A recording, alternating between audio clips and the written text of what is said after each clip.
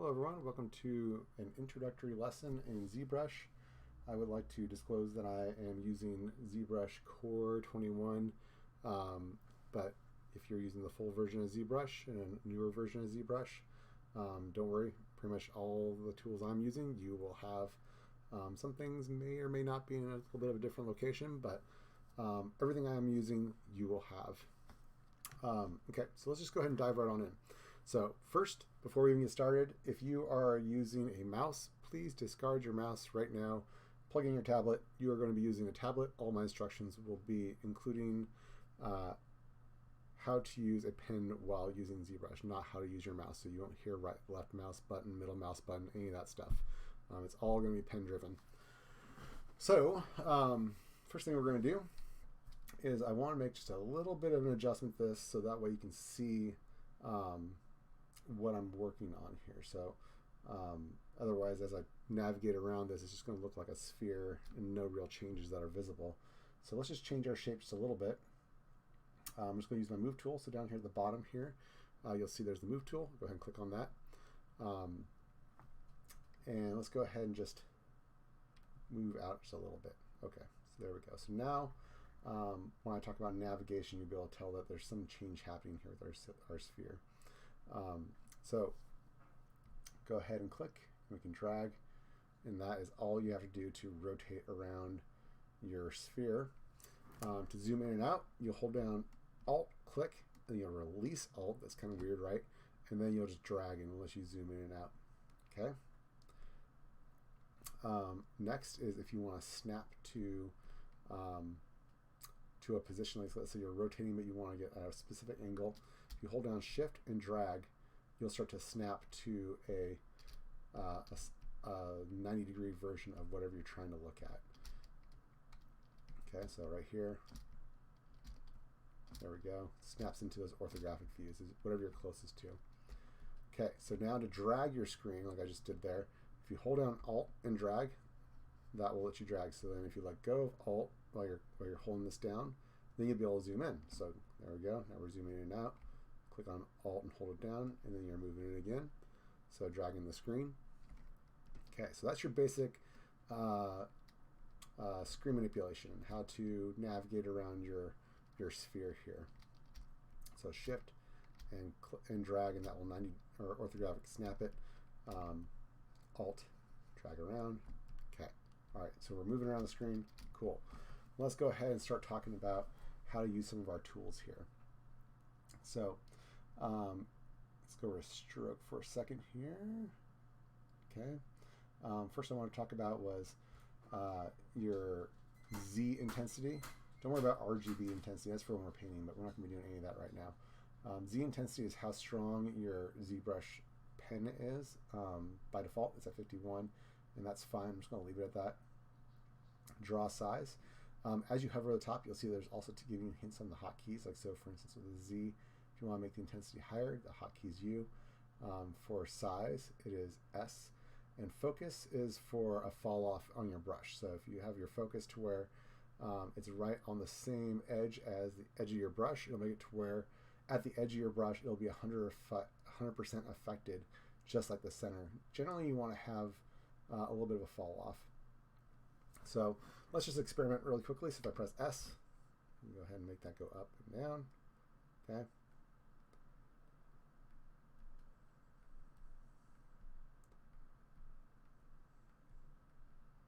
Okay, so that's just move. Just screwing around with the move tool.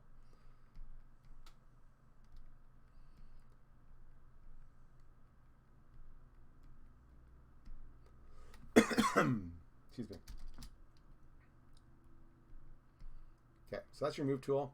You can see there's a little bit of stretching happening here. We can hold down Shift and we can just drag over the top, and that smooths out the geometry, just distributes it a little better. Maybe these horns are a little too intense. Maybe I want to hold down Shift and just bring those down a little bit. Maybe I don't even want them at all. Who knows? Okay, so let's talk about the rest of the tools we have going on here before we go too much further down the rabbit hole. So we have clay buildup. So clay buildup is your first brush. If I click on that, let's make our brush size smaller. So we'll press S, make something around there. Okay. So from here you can, as you click and drag, you'll see that it makes this like this square kind of pattern, like someone's actually laying clay down on top of this guy, and that's I mean, its namesake is clay buildup, so it feels like just big old slabs of clay is going over the top of that, and that's helps you build up areas that you're trying to work up very loosely, not trying to get any real defined shapes in yet, just trying to work up volumes and just looking at what you got and deciding, you know, if it's moving in the direction you want very loosely. You don't want definition when you're using the clay buildup, not to begin with anyways. And just keep adding until you're somewhat happy with it. You kind of just build up over here. Maybe you're working on cheekbones, who knows. This is not a lesson, guys, by the way. I'm not saying follow what I'm doing step by step. I'm just playing around and explaining the tools, so you should be doing the same. You don't have to make the same thing I'm making. I'm just screwing around without any kind of intention. If you want to, like, you know, let's say you want eye sockets in here, if you hold down Alt and you start to just dig in, you'll be doing an inverse sculpt on that tool. Okay. All right, good. So now is not a bad time because you can see how it's kind of stretchy inside here, and some of this is looking kind of pixelated. That we can talk about before we go into the rest of these brushes. One of the tools that basically sets ZBrush apart from every other sculpting program is made it pretty much the industry standard, and that is Dynamesh.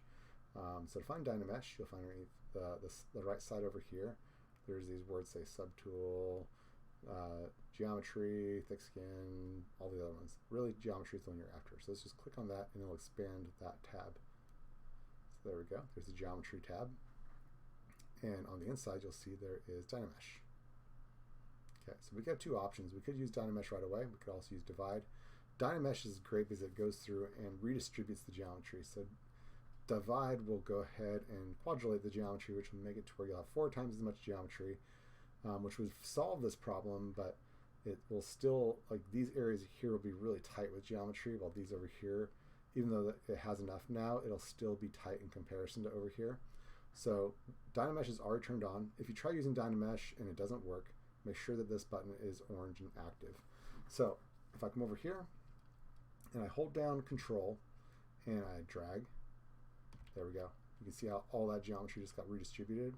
Let's undo that so you can get a real good look. You see it, how it's all pixelated looking. We do hold down Control and do a little mouse drag over on this side, let go.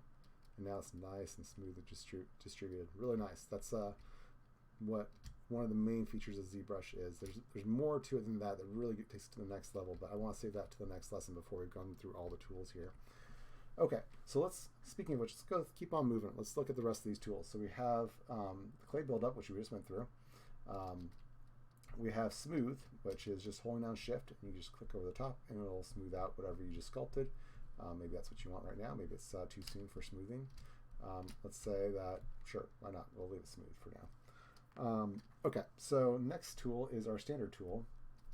Generally, I usually don't get into the standard tool unless I'm in the second stage of sculpting, because the standard tool has more of a smooth look to it. So usually I'm past the sculpting portion and I want it to have more of a smooth form in most cases. Sometimes you find a reason that doesn't really apply, but you'll see that the standard tool has these nice smooth sculpt strokes, which if you're doing clay buildup, those are almost like, you know, opposites. So generally I don't use it as much early in the early stages anyways, unless I'm doing something like hoses or veins or something like that. But that is basically how the standard tool works. Like the clay buildup, just rounded off and nice and smooth looking. Same thing, if you hold down Control, you can inverse sculpt with the standard tool, standard brush. Okay, moving on, we're going to look at the Damien standard.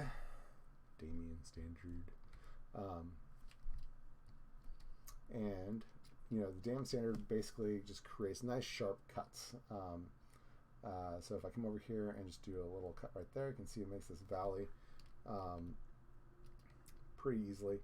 You can make the brush smaller and it'll make those cut marks sharper. So if you're trying to make like creases in the corners of the eyes, really easy to do that with the dam standard. Maybe you're trying to create little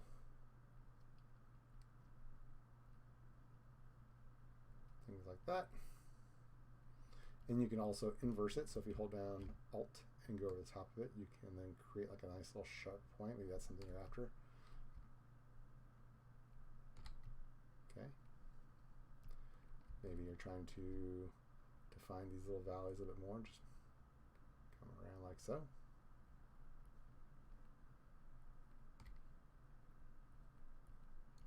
So going back and forth between sculpt and inverse sculpt, which is just making recessions. By default, it wants to recess though. There we go. I'm just playing around here. Okay, so let's talk about move. So move is your next tool down here, your brush. Okay, so brush is just basically just like it sounds with the move tool. Let's make it a little bit bigger. If I want to grab this, I can just pull this out, and then maybe I just want to grab over here and just do a little more shaping. It looks like this thing is kind of turning into a nostril, so let's just kind of lean into that. We'll press S again and adjust the brush size. Okay. Maybe down here I'm trying to begin what might be somewhat of a face. I don't know. I'm not going to get to a face today, that's for sure, but it doesn't mean we can't play around a little bit with it, right?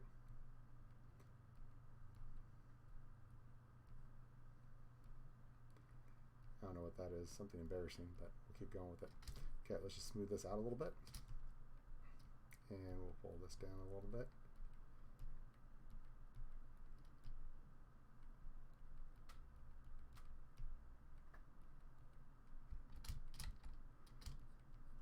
Okay. So let's say I'm happy with that. So that's all. That's just the move tool. Let's say though you wanted there to be a neck in here. So before I go down the rabbit hole of that, I do know that I don't have a lot of geometry here. So if I start pulling a whole bunch, I'm not going to really go very far with it. We'll take it to about, let's say, right here. Okay. And then what I'll do is I'll hold down Control and that'll activate my Dynamesh. So you see it says plus mask in the open area, not over the top of the geometry. If you do it over the top of the geometry, it's going to mask it. It's not going to activate Dynamesh. So there we go. You see that now it's smoothed out over here. Just run my smooth tool over it briefly. Okay, that's good. So let's say you want to turn this into a neck. So what I would do is I want to actually use my masking tool to mask everything and then use my move tool. So hold down Control and then just going to do a mark key box over everything. And then I want the bottom down here to be exposed so that way I can pull it all out. So I'm going to do Control and then hold down Alt. That will allow me to, let's do, there we go.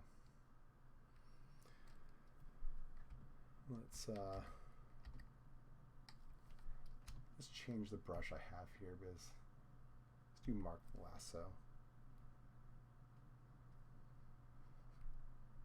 Okay. And let's actually, before we pull it out, let's just flatten that part out a bit so that way it comes out a little more uniformly. Okay, so now I go over to my move tool. Now that everything's masked, I can just make my brush size really big. And I can just pull it down. I know it looks crazy. And then kind of create what's going to be the neck. I know that doesn't look very good right now, but we can just pull it apart using symmetry, and there we go. Not too terrible. I mean, it looks terrible, but as far as volume goes, that looks okay. Okay, so that's a okay starting point. So now I just need to unmask and then Dynamesh, and then I can smooth this out and kind of work with it. So I can hold down Control, do a little marquee box, that'll unmask it. Okay, smooth this out a little bit, and then Dynamesh it. So hold down Control in the open area, drag. Now it's been Dynameshed. I can continue on smoothing. Okay, so now I'm into a spot now where I can go back to my move tool and continue on creating by just dragging this out. And if this was going to be a bust or something like that, you can start to see where we're going with this, right? I mean, not going to make one because that's not really my objective right now. I'm just kind of tinkering around.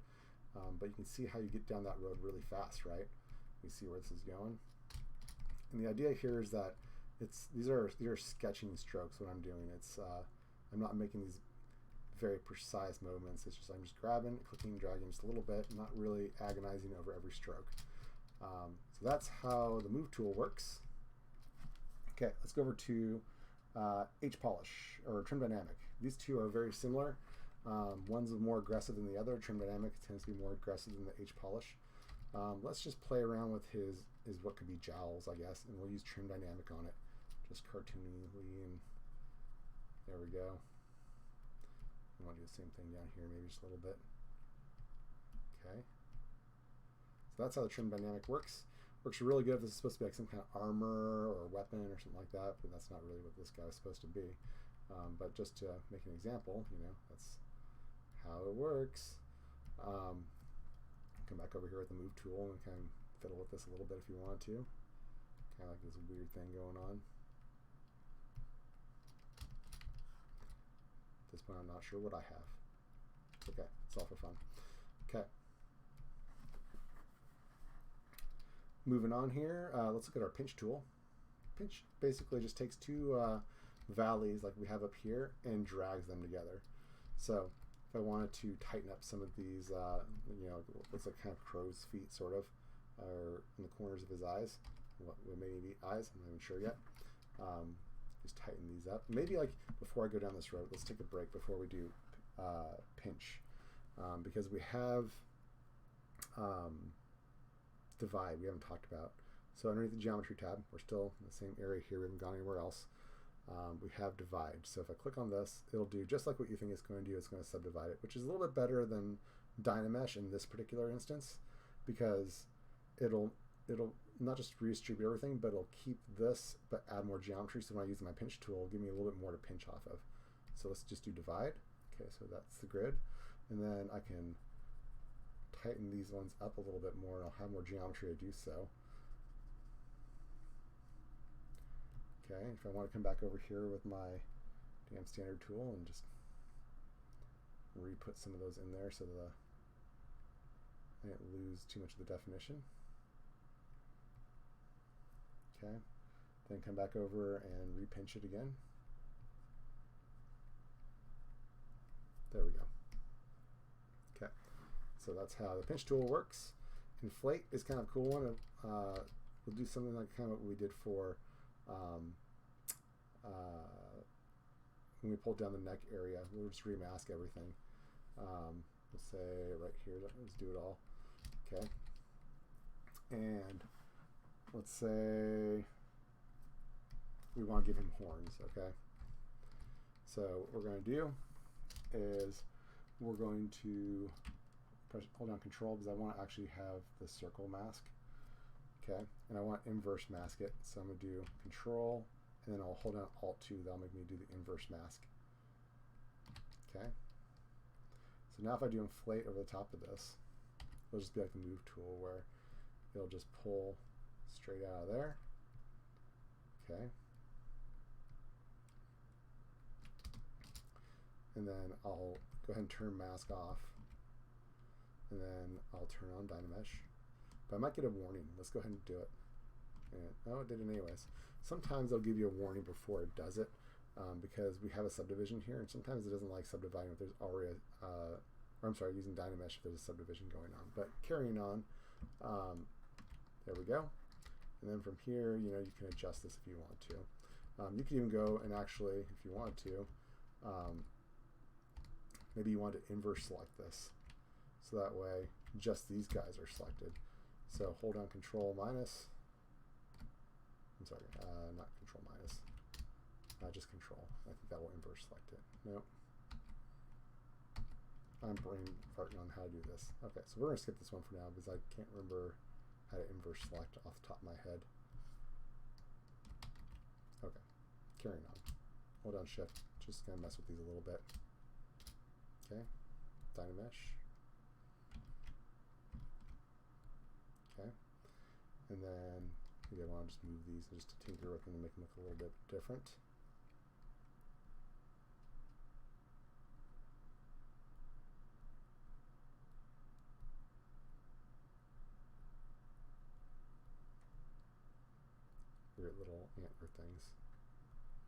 I'll Dynamesh this.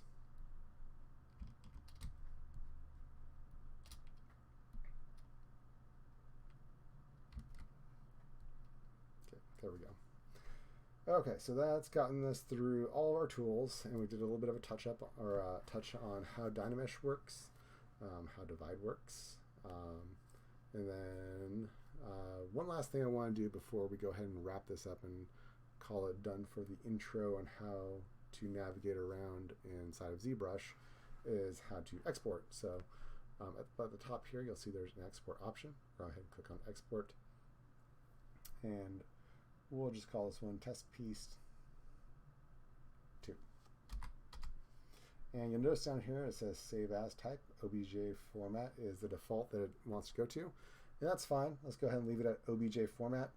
You'll see there's another list of options, but the thing with OBJ is it's the most widely accepted format. You'll see that Maya is down here too, and we do have a Maya destination, but OBJ is just fine. There's no reason to like select Maya over OBJ.